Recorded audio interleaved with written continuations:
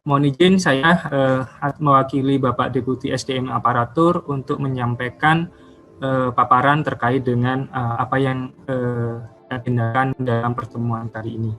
Seperti tadi Pak Ketua sampaikan bahwa diharapkan kami langsung bisa menjawab terkait 3 hal yang sesuai dengan isu yang ada di undangan. Yang pertama adalah progres pengangkatan P3K hasil seleksi tahun 2019. Kemudian yang kedua persiapan dan pengembangan tahun 2021.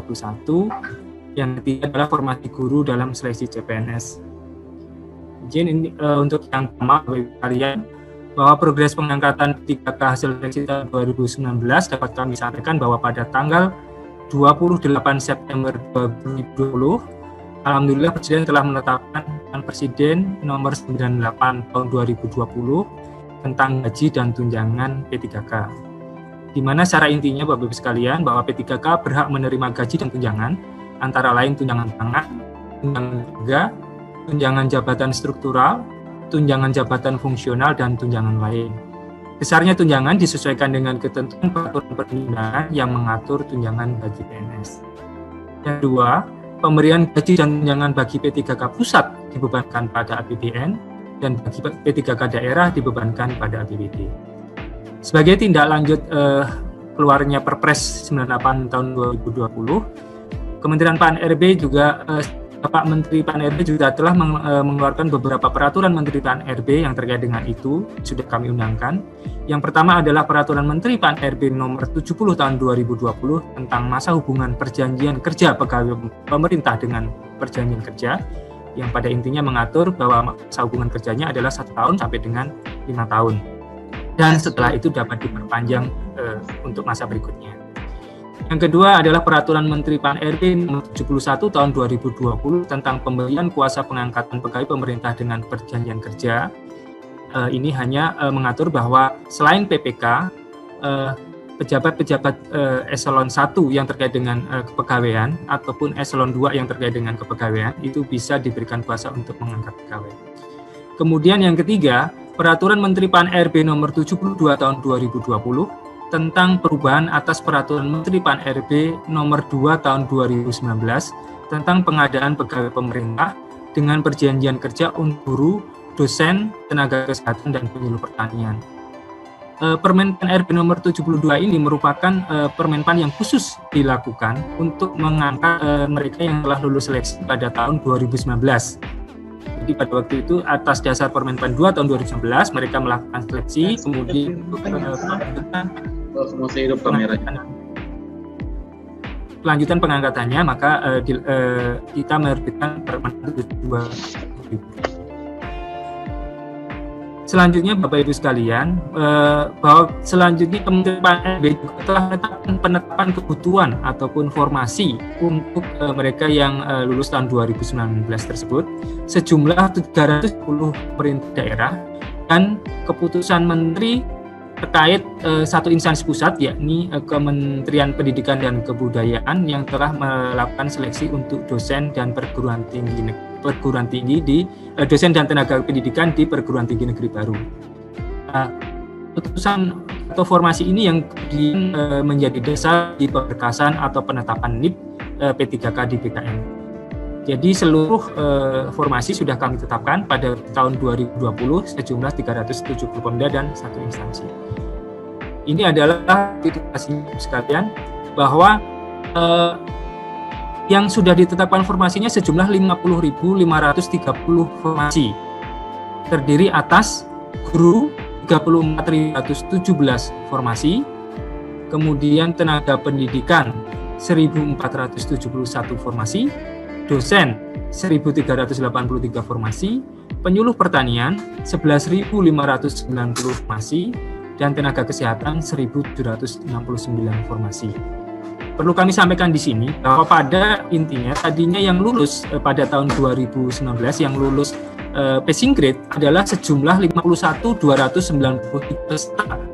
Jadi terdapat selisih 763 peserta yang tidak ditetapkan formasinya. Hal ini disebabkan karena beberapa hal. Yang pertama karena meninggal sejumlah 50, mengundurkan diri sejumlah 25, kemudian pensiun sejumlah 9, kemudian CPNS 18, dan tidak memenuhi tidak memenuhi persyaratan 120 dan tidak diusulkan oleh instansi sejumlah 541. Jadi terdapat 763 selisih peserta yang tidak dapat ditetapkan formasinya. Selanjutnya terkait dengan pokok bahasan yang kedua, persiapan dan perkembangan seleksi guru P3K tahun 2021, dapat kami sampaikan beberapa hal sebagai berikut.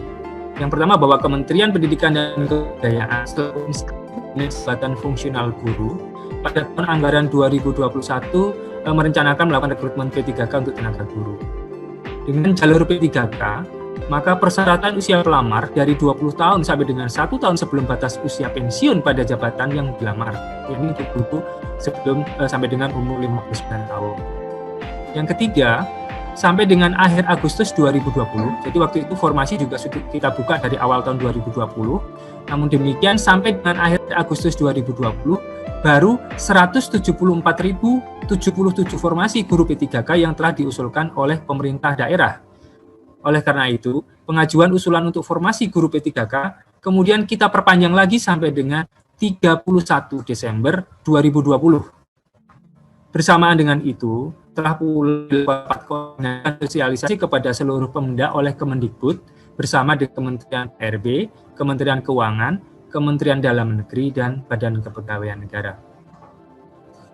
Selanjutnya, setelah ditutup pada 31 Desember 2020, jadi pengajuan formasi guru P3K yang sudah kita perpanjang kemarin, itu sudah kita tutup pada 31 Desember 2020.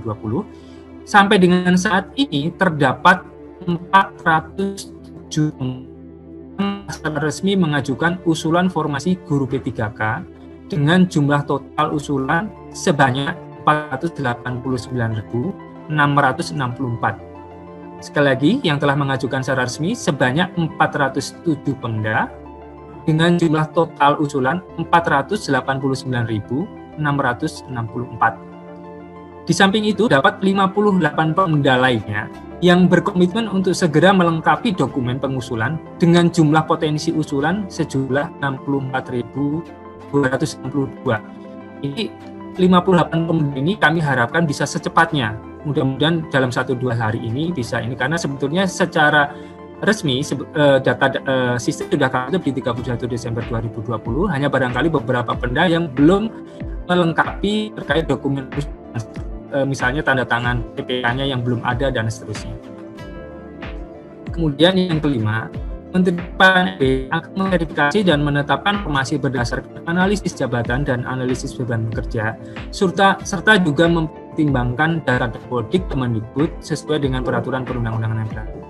Jadi secara intens nanti akan kami verifikasi dan validasi, termasuk dengan melibatkan teman-teman dari Kementerian Pendidikan dan Kebudayaan. Dan formasi tersebut direncanakan akan ditetapkan pada Maret 2021 secepatnya. Formasi akan ditetapkan pada 2021.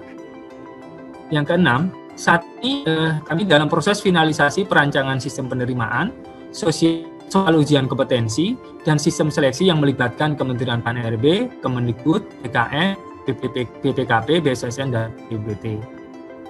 Yang terakhir, bahwa Kementerian PAN-RB akan menetapkan peraturan Men-PAN-RB sebagai dasar hukum pelaksanaan. Paling cepat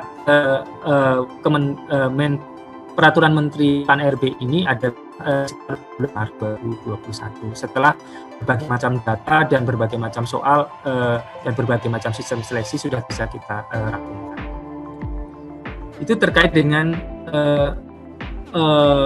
kebijakan seleksi guru di 2020. Selanjutnya kami sampaikan secara singkat usulan yang tadi sudah kami sampaikan juga, bahwa terdapat 3 kelompok status usulan. Pertama, usulan resmi sudah lengkap, yang usulan belum lengkap, dan yang ketiga, beberapa instansi yang belum atau tidak usul.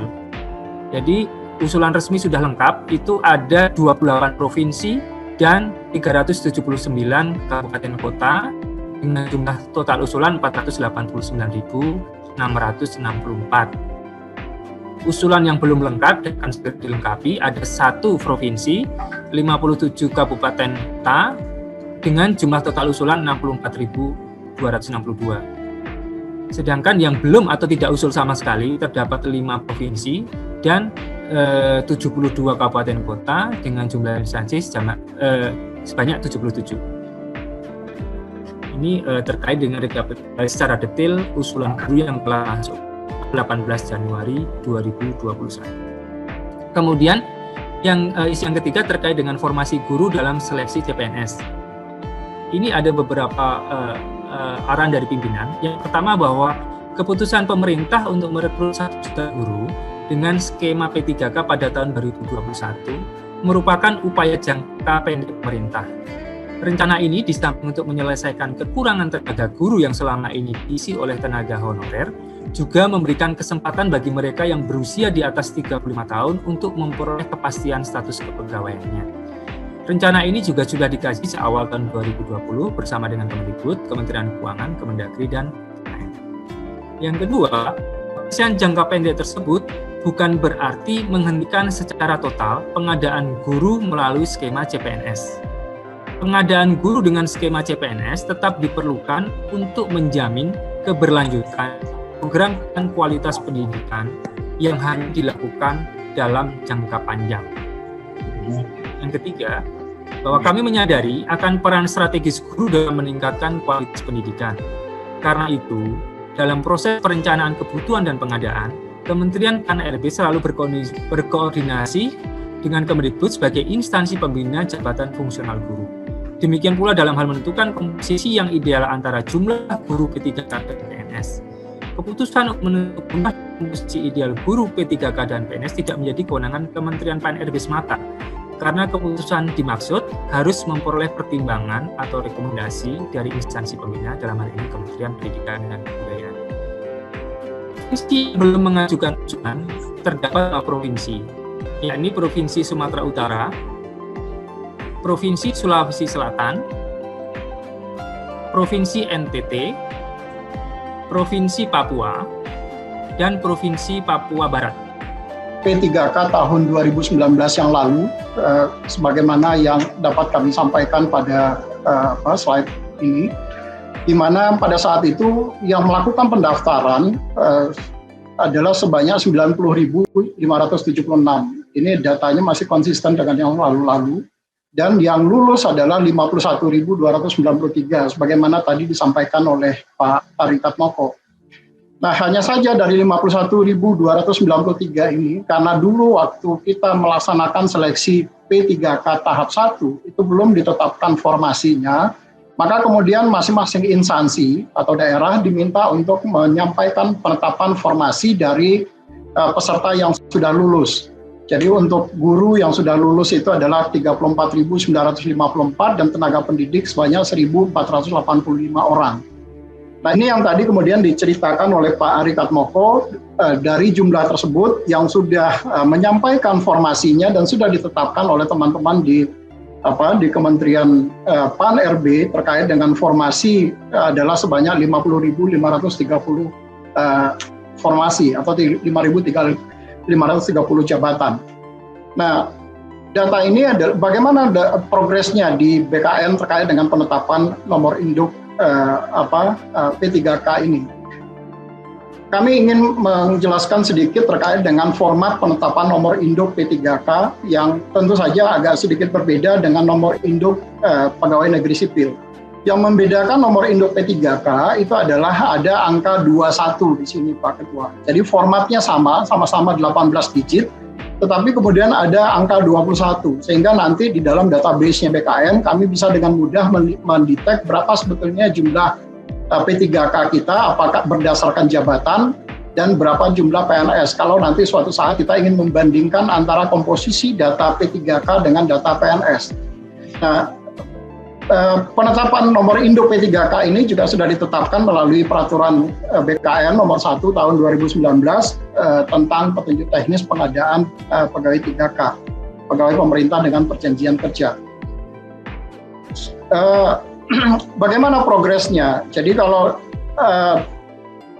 P3K ini khususnya terkait dengan guru, itu ditetapkan atau diusulkan oleh masing-masing instansi, Pak Ketua. Jadi masing-masing instansi memasukkan data-data yang sudah berdasarkan data-data yang sudah ditetapkan oleh teman-teman di Kementerian PAN-RB, kemudian diusulkan ke BKN melalui sistem yang kami sebut dengan Sistem Administrasi Pelayanan Kepegawaian atau SAPK.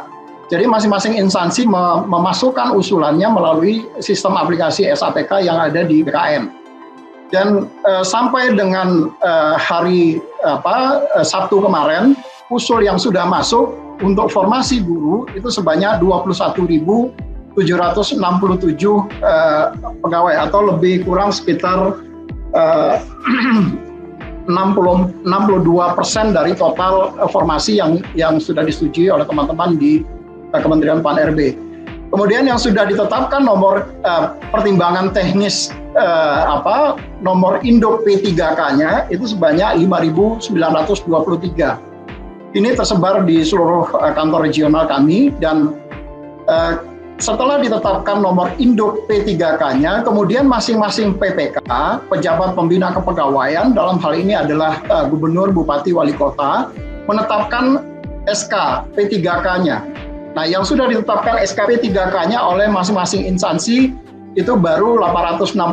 Jadi kalau dilihat dari sisi jumlahnya memang masih sangat sedikit, Pak Ketua. Ini yang kami melalui teman-teman di kantor regional berusaha untuk selalu mengingatkan teman-teman di instansi untuk segera memproses data-data yang belum diusulkan dan SK yang belum ditetapkan oleh masing-masing PPK, karena yang menetapkan SK itu adalah masing-masing PPK, pejabat pembina kepegawaian, berdasarkan nomor induk P3K yang sudah ditetapkan oleh BKN.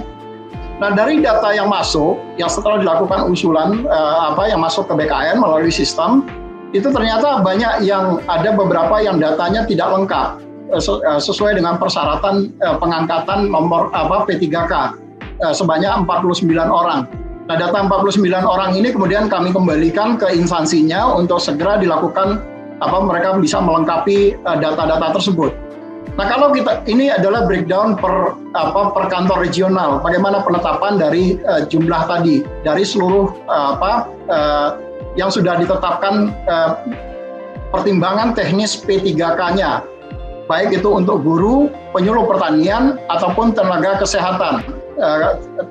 Nah, ada dua jabatan yang sampai sekarang belum diusulkan oleh instansinya, yaitu adalah untuk dosen. Ini ada di bawah teman-teman di Kementerian Dikbud sendiri, karena dosen itu adalah pegawai instansi pusat yang kewenangannya ada di Kementerian Dikbud. Nah, sampai sekarang teman-teman di Kementerian Dikbud belum menyampaikan usulan penetapan nomor induk P3K dari masing-masing dosen yang sudah lulus sebanyak 1.392 orang.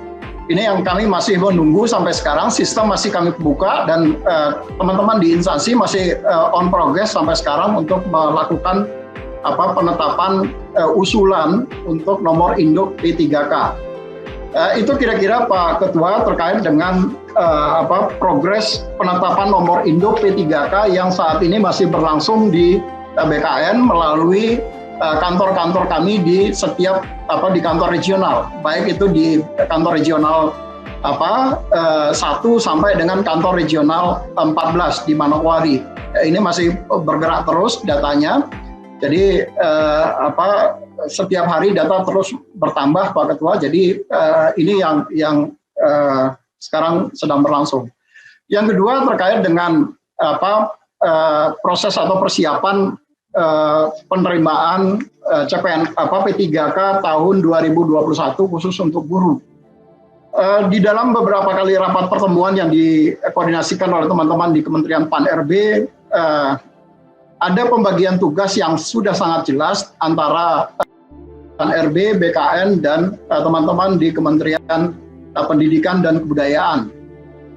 Di mana pembagiannya adalah nanti teman-teman di Kementerian Pendayagunaan Aparatur Negara dan Reformasi Birokrasi menetapkan kebutuhan atau formasi untuk P3K guru yang tadi sudah disampaikan oleh Pak Ari Katmoko bahwa sudah ditutup sistem pendaftarannya pada tanggal 30 Desember yang lalu, tetapi kemudian masih ada dibuka kesempatan untuk 5 provinsi lagi.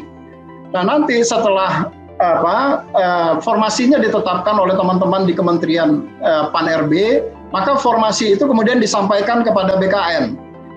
Dan kami nanti disampaikan ke BKN melalui sistem juga. Nah, nanti kami akan memasukkan di dalam sistem yang namanya Sistem Seleksi Calon Aparatur Sipil Negara khusus untuk P3K, pegawai pemerintah dengan perjanjian kerja. Nah, sistem inilah nanti yang akan digunakan untuk calon P3K yang 1 juta orang guru ini melakukan pendaftaran.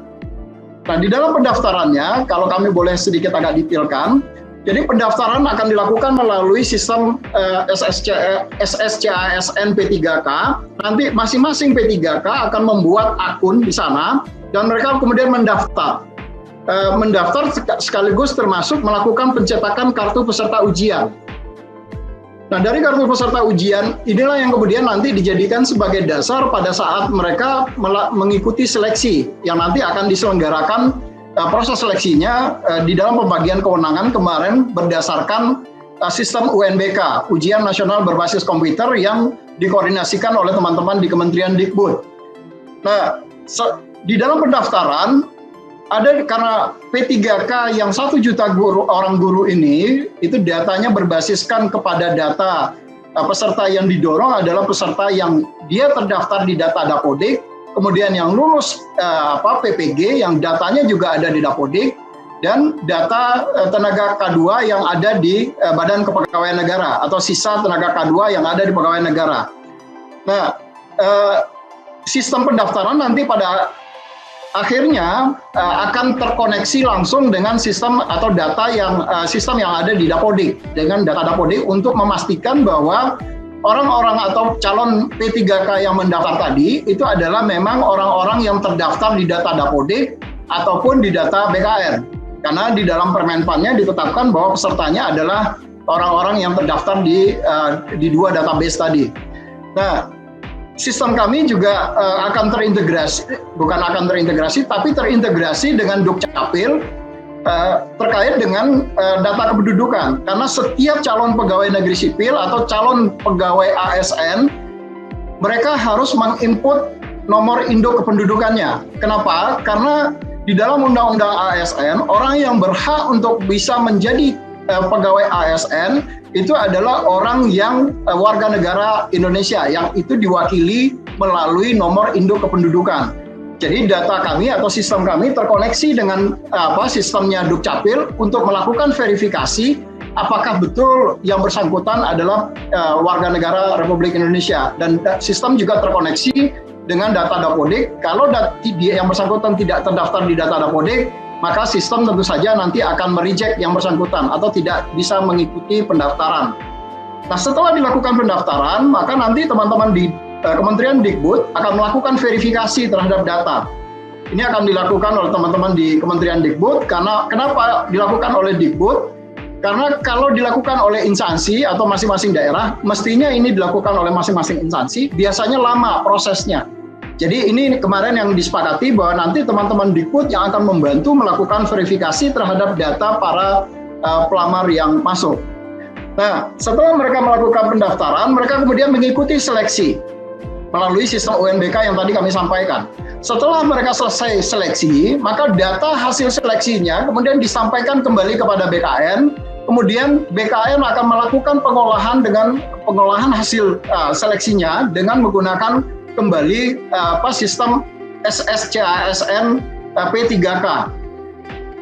Setelah datanya sama, tidak ada perbedaan data antara hasil data peserta ujian dengan data yang disampaikan oleh teman-teman Dikbud, maka kemudian BKN akan menandatanganinya juga secara digital. Dan proses ini sudah kami lakukan, baik untuk diseleksi CPNS 2018 ataupun CPNS 2019, kami tidak ada lagi proses penyampaian dokumen itu secara manual, tetapi penyampaian dokumen dilakukan semua secara digital atau secara online. Nah, proses penandatanganan penetapan kelulusan itu juga ditandatangani secara digital oleh Kepala BKN. Nah, begitu mereka nanti hasilnya ditandatangani oleh Kepala BKN secara digital, maka masing-masing instansi itu dapat mendownload datanya, data kelulusan, kemudian mengumumkan hasil kelulusan dari seleksi ini. Nah, setelah mereka lulus seleksi dan diumumkan oleh masing-masing instansi, maka baru kemudian dilakukan penetapan nomor induk P3K-nya atau NIP P3K-nya melalui sistem juga. Jadi nanti mereka akan melakukan pendaftaran melalui P3K, sistem SSCN, kemudian datanya dialirkan atau menggunakan web service melalui sistem informasi aparatur sipil negara. Jadi semua proses yang dilakukan di BKN itu sudah melalui sistem semua, jadi kami tidak lagi ada menerima dokumen dalam bentuk berkas dan hard copy yang disampaikan kepada BKN. Nah, di dalam proses penetapan hasil, pengelolaan dan penetapan hasil, ada seperti yang tadi kami ceritakan, semua prosesnya dilakukan by system, tidak lagi dilakukan secara manual. Sehingga proses perhitungannya pun dilakukan secara transparan. Jadi tidak ada kemudian ada intervensi orang yang berpotensi bisa merubah nilai dan segala macam. Karena kalau terjadi ada perubahan nilai, maka akan tercatat di dalam log activity di dalam sistem kami. Apakah itu di dalam sistem SSCASN ataupun di dalam sistem informasi aparatur sipil negara terkait dengan NIP yang sudah ditetapkan. Nah, ke depan kami juga di dalam rangka percepatan ini, tahun ini sebenarnya tahun akhir 2020 kemarin kami sudah menyiapkan bahwa masing-masing instansi kemudian bisa melakukan pencetakan SK-nya juga by system dengan menggunakan tanda tangan elektronik. Nah, dengan demikian nanti ke depan proses penetapan NIP tadi itu akan jauh bisa lebih cepat dibandingkan sekarang. Karena sekarang itu selain ada proses keterlambatan, karena instansi harus menginput data dari masing-masing calon P3K tadi ke dalam sistem SAPK. Dari situ kemudian baru dilakukan verifikasi oleh BKN apakah terjadi berkasnya sudah lengkap atau tidak lengkap. Kalau sudah lengkap kemudian ditetapkan pertimbangan teknis nomor induk P3K-nya. Kalau tidak lengkap kemudian dikembalikan dokumen-dokumen tadi yang disampaikan juga by system. Nah, itu kira-kira terkait dengan persiapan atau proses seleksi P3K calon P3K guru sebanyak untuk 1 juta guru, atau tadi sudah disampaikan oleh Pak Ari Katmoko jumlahnya lebih kurang yang sekarang baru mendaftar itu sebanyak 489.664 formasi yang akan diikuti melalui 407 instansi. Nah, mungkin untuk sementara demikian Pak Ketua yang dapat kami laporkan terkait dengan progres yang sudah dilakukan di dalam penetapan NIP P3K dan rencana ke depan terkait dengan persiapan pelaksanaan seleksi P3K sebanyak 1 juta orang guru. Demikian, terima kasih. Assalamualaikum warahmatullahi wabarakatuh. Selanjutnya kami persilahkan Mas Iwan Syahrir, Dirjen GTK Kemendikbud. Terima kasih. Silakan, Mas. Terima kasih Pak Ketua. Bismillahirrahmanirrahim. Assalamualaikum warahmatullahi wabarakatuh. Selamat pagi, salam sejahtera buat kita semua. Shalom, Om Swastiastu, Namo Buddhaya, salam kebajikan. Yang saya hormati Bapak Ketua dan semua pimpinan Komisi 10, bahwa visi kita tentunya untuk pemenuhan guru ini tetap dalam kerangka bagaimana guru-guru Indonesia bisa menjadi guru-guru sesuai filosofi dari Bapak Pendidikan kita, Ki Hajar Dewantara, semboyan yang sangat terkenal sekali, Ngarso Sumtolodo, Ingmadia Mangunkarso, dan Tuturi Handayani. Artinya guru-guru Indonesia terus kita dorong untuk menjadi teladan, penguat semangat dan pemberdaya menuju kemandirian. Slide selanjutnya. Maka dalam konteks seleksi guru P3K ini atau seleksi guru aparatur sipil negara atau ASN untuk tahun 2021 ini, sebenarnya yang kita juga lihat Pak Ketua dan semua pimpinan dan anggota Komisi 10 yang saya hormati, bahwa akan membenahi 3 hal pada saat yang bersamaan. Pertama, tentang perbaikan tata kelola guru, penyelesaian isu guru honorer, dan reformasi birokrasi dengan peningkatan kualitas layanan publik oleh aparatur sipil negara. Nah, berdasarkan data pokok pendidikan, kita mengestimasi kebutuhan guru di sekolah negeri sudah mencapai saat ini 1 juta guru. Nah, dengan rekrutmen guru melalui skema ASN P3K yang tadi sudah dijelaskan, ini solusi yang kita lihat bisa dilakukan dengan secepatnya pada saat ini, yang jangka pendek tadi yang disampaikan oleh Pak Ari, kita dapat mendorong untuk produktivitas aparatur sipil negara dengan SDM yang berkualifikasi, kompetensi, dan kinerja baik untuk meningkatkan kualitas layanan publik, terutama kepada murid-murid dengan kualitas SDM ASN yang baik, dan memperjelas status guru. Jadi ini yang penting sekali dengan menjadi aparatur sipil negara dan meningkatkan kesejahteraan guru, karena gaji dan tunjangannya itu sebenarnya sudah setara dengan PNS. Kebutuhan guru secara nasional juga bisa kita penuhi dan bisa lebih terdistribusi dengan lebih baik. Selanjutnya kita membuka kesempatan, ini sudah disampaikan juga, guru honorer termasuk guru-guru ex-THK 2, lulusan PPG yang saat ini tidak mengajar untuk mendaftar dan mengikuti ujian seleksi guru P3K. Kami sangat ingin membantu dan mendukung guru-guru kita, guru-guru honorer untuk bisa sukses dalam proses ini. Karena itu kita dukung dengan sebuah ekosistem belajar, materi-materi yang saat ini sedang disiapkan oleh Kemendikbud untuk membantu kesiapan para guru honorer untuk bisa mengikuti ujian seleksi guru P3K ini. Dan kita memberikan kesempatan untuk mengikuti ujian seleksi sampai 3 kali, sehingga terus ada kesempatan untuk belajar lebih, kalau seandainya belum berhasil, untuk belajar kembali dan bisa untuk mengikuti seleksi di percobaan kedua atau percobaan ketiga. Dan semua biaya seleksi ditanggung oleh Kemendikbud, sehingga tidak ada pemerintah daerah yang terhambat dalam pelaksanaan ujian karena keterbatasan anggaran. Lanjut. Ini juga mungkin sudah kita sampaikan juga Pak Ketua sebelumnya tentang bagaimana breakdown dari 1 juta itu yang kita butuhkan pada saat ini jika nanti semua guru honorer yang misalnya yang saat ini seandainya lulus seleksi dan menjadi guru aparatur sipil negara P3K, kita masih memiliki kekurangan sebenarnya guru di sekolah negeri sebanyak 275.000 kurang lebih. Dan ini yang ingin kita dorong supaya guru-guru kita memiliki status yang lebih jelas dan kesejahteraan yang lebih baik untuk menjadi aparatur sipil negara. Nah ini dalam konteks Undang-Undang Nomor 5 Tahun 2014 tentang ASN dan Peraturan Presiden tentang Nomor 81 2010 tentang Grand Design Reformasi Birokrasi Republik Indonesia, kita membutuhkan aparatur sipil negara yang dapat meningkatkan kualitas pelayanan, dan dalam hal ini layanan pendidikan. Dan selanjutnya dijelaskan konteks ASN ini atau aparatur sipil negara, ada PNS dan P3K, dan untuk P3K ini didesain sebagai tenaga profesional untuk meningkatkan kualitas layanan publik sehingga mendorong untuk kinerja dan profesionalisme yang lebih baik, memiliki komitmen kuat untuk budaya kerja baru dengan kompetensi dan orientasi pada kinerja. Ini yang ingin kita melalui proses ini, mudah-mudahan 1 juta guru aparatur sipil negara bisa kita rekrut untuk menutupi kekurangan guru-guru kita di sekolah negeri.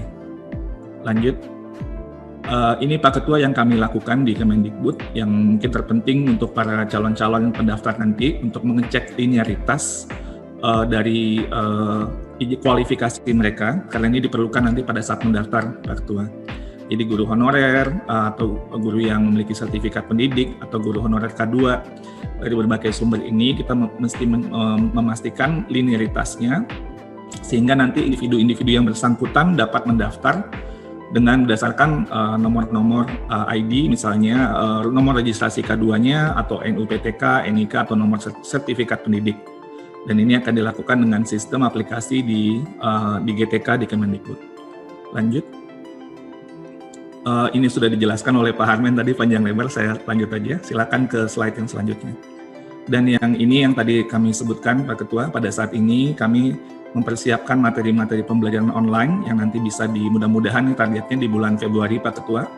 Kita bisa mulai share kepada guru-guru kita untuk belajar modul-modul mata pelajaran di semua jenjang dari TK, SD, SMP, SMA, SMK, SLB. Dan bukan saja modul secara mandiri, tapi juga nanti dibuat forum-forum untuk learning communities atau komunitas belajar. Jadi guru-guru juga bisa saling berjejaring untuk saling mungkin membentuk kelompok-kelompok belajar sehingga bisa lebih bersemangat untuk bisa berdiskusi atau mungkin hal-hal yang mungkin ingin ditanyakan satu sama lain bisa saling menguatkan. Mungkin itu yang bisa kami sampaikan dalam hal ini, Pak Ketua dan semua anggota komisi. Terima kasih. Wassalamualaikum warahmatullahi wabarakatuh. Waalaikumsalam. Terima kasih Mas Dirjen, Mas Syahrir. Ada beberapa pertanyaan yang sebenarnya ingin langsung dapat konfirmasi, Mas. Misalnya menyangkut soal belum terpenuhinya kuota 1 juta, baru terisi 500-an ribu. Itu seperti apa kira-kira Kemendikbud mengambil langkah supaya tetap bisa sampai 1 juta. Yang kedua terkait dengan afirmasi khusus bagi teman-teman yang selama ini sudah menjadi guru honorer di sekolah negeri untuk langsung diangkat menjadi pegawai P3K sebagaimana tuntutan teman-teman dari komunitas guru honorer. Terkait dengan dua ini mungkin bisa dibantu Mas Syahrir untuk bisa menjawab. Masih mute, Mas. Baik, terima kasih Pak Tua. Terkait yang pertama, tentunya dalam memenuhi formasi kita akan terus berdialog, koordinasi dengan Panselnas ya Pak Ketua. Artinya formasi ini kita sudah tahu, kita sudah identifikasi kebutuhan, peta kebutuhan guru-guru kita seperti apa. Namun tentunya kalau belum maksimal di tahun ini, itu harus terus diperjuangkan untuk tahun-tahun berikutnya atau masa-masa berikutnya sehingga bisa terpenuhi. Pada saat yang sama, menurut kami juga kita perlu untuk terus mendorong guru-guru baru tentunya ya, karena sebenarnya kalaupun semuanya ada seperti tadi data yang ada Pak Ketua, kita masih kekurangan 275.000 guru gitu ya. Jadi pada saat yang bersamaan kita juga perlu untuk terus melakukan intensifikasi dari calon-calon guru baru sehingga kita bisa memenuhi formasi guru atau kebutuhan guru real kita yang ada di sekolah-sekolah negeri supaya anak-anak kita bisa mendapat pelayanan dengan lebih baik tentunya Pak Ketua. Terkait dengan afirmasi mekanisme yang pada saat ini tentunya kan mekanisme untuk rekrutmen aparatur sipil negara Pak Ketua dengan formasi guru ASN P3K ini. Berarti memang ada tahapan seleksi yang perlu dilalui dari kompetensi teknis, manajerial sosiokultural dan juga wawancara. Namun dari kami untuk terus mendukung para guru untuk bisa mempersiapkan diri untuk belajar, dan ini memang membutuhkan semangat ya Pak Ketua untuk bisa secara bersama-sama gitu ya. Tadi makanya kita juga memikirkan bagaimana untuk membangun semangat ini. Seperti ada komunitas belajar nanti, jadi belajarnya nggak usah sendiri-sendiri, jadi bisa mungkin ada kelompok-kelompok, apakah itu secara luring atau daring, itu bisa fleksibel sehingga memperbesar untuk bisa siap, karena ini ketentuan yang nanti dilihat kan sebenarnya syarat untuk minimal untuk bisa lolos Pak Ketua, bukan guru yang paripurna gitu ya, tapi guru yang levelnya level yang masih tidak terlalu tinggi gitu ya. Jadi sebenarnya ini minimal sebenarnya Pak Ketua. Demikian mungkin penjelasan dari saya. Terima kasih. Assalamualaikum warahmatullahi wabarakatuh.